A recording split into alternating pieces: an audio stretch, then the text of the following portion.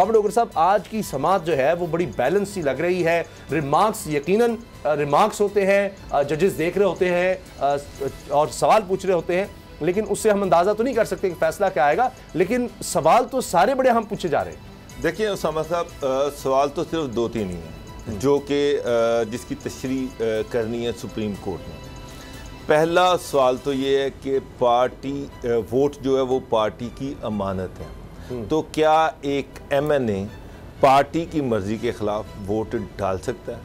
और अगर वो वोट डालता है तो क्या जो स्पीकर है उसको काउंट करेगा, क्या वो वैलिड वोट होगा? और तीसरी चीज़ जो है वो ये है कि जो उसके नतीजे में जो नाअहली होनी है, क्या वो एक टर्म के लिए है, क्या वो 5 साल के लिए है, या वो हमेशा के लिए है?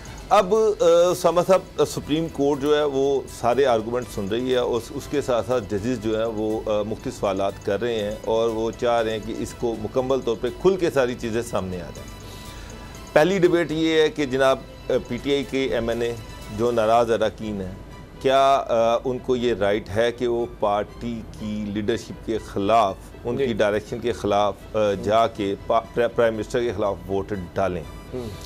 PTI तो ये कह रही है कि जनाब वोट तो डल जाएगा लेकिन वो डिस्क्वालीफाई हो जाएंगे और उनका वोट वैलिड नहीं होगा। स्पीकर के पास ये अख्तियार है कि वो उनका वोट काउंट करे या ना करे, जिसमें प्रिजाइडिंग ऑफिसर। अच्छा उसामा साहब, इसमें जो आर्टिकल 63A(b) है ना, वो ये कहता है votes or abstain from voting in the house contrary to the direction issued by the parliamentary party. अब वोट्स और एब्सटेन, मेरा मतलब है कि अगर अदम इत्तेमाद का इशू है तो वो जाके वोट डालाता है, या इत्तेमाद का इशू है तो वो वोट डालने नहीं जाता, तो बंदा वो नहीं जाता।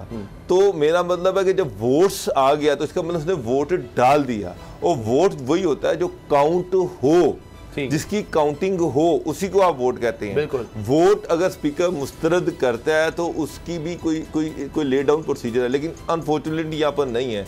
मेरा नहीं ख्याल कि स्पीकर को कोई अख्तियार है कि वो उसके वोट को है। इसी से देखे ना, जो वोट डालने ही नहीं गया वो भी तो एक तरह से काउंट हो गया ना आने में तो वो भी काउंट हो गया।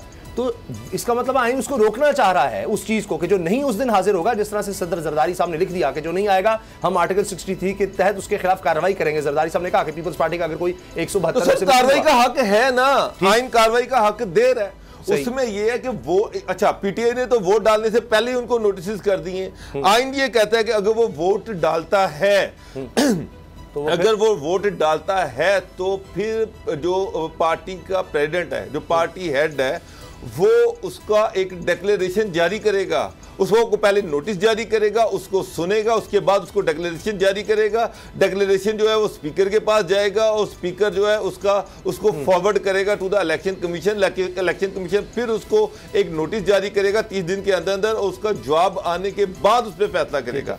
और उस वक्त तक हुकूमत जा चुकी होगी।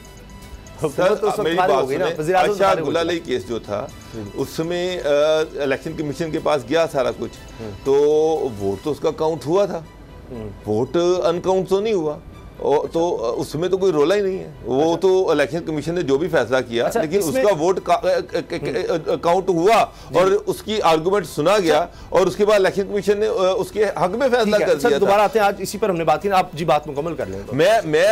मेरा नुक्ता नजर ये है कि तस्दीक तो सुप्रीम कोर्ट ने करनी है। जहां तक बात है मुद्दत की, तो सुप्रीम कोर्ट जो अभी तक जो ऑब्जर्वेशन सामने आ रही हैं, जो रिमार्क सामने आ रहे हैं, उससे तो ये लगता है कि ये इशू पार्लियामेंट ने सेटल करना है कि नाअहली की मुद्दत कितनी होगी, ये फैसला पार्लियामेंट ने करना है। वो पार्लियामेंट जो है वो आइन में तरमीम करे, आइन में अमेंडमेंट करके उसमें फैसला करे कि कितनी होगी। दूसरी बात ये है कि ये कह रहे हैं कि स्पीकर के बेतहाशा अख्तियारात हैं, स्पीकर वहाँ पे किंग है। अब सुप्रीम कोर्ट जो है उसके सामने दो चीज़ें आई हैं, दो तरह की ऑब्जर्वेशन आई हैं।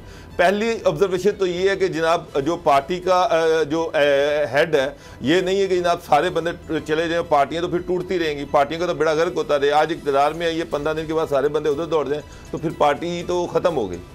अब दूसरी चीज़ जो है वो ये है कि फिर एक MNA की हैसियत क्या है पार्टी के अंदर, क्या वो पार्टी लीडरशिप के साथ इख्तिलाफ नहीं कर सकता? क्या उसको इख्तिलाफ करने का कोई इख्तियार ही नहीं है? पार्टी हेड जो है वो तो किंग बन गया। इसका मतलब ये कि उसके 5 बंदे जो है, सुन लेना अब, सुन ले, जो 4-5 बंदे हैं उसके पास, वो उनके साथ हुकूमत करे 5 साल, बाकियों को गुलाम बना के रखे। सिर्फ यही सर, नो कॉन्फिडेंस ही सिर्फ कानून साजी नहीं है या बजट नहीं, मेरा ख्याल है 3-4 ही हैं।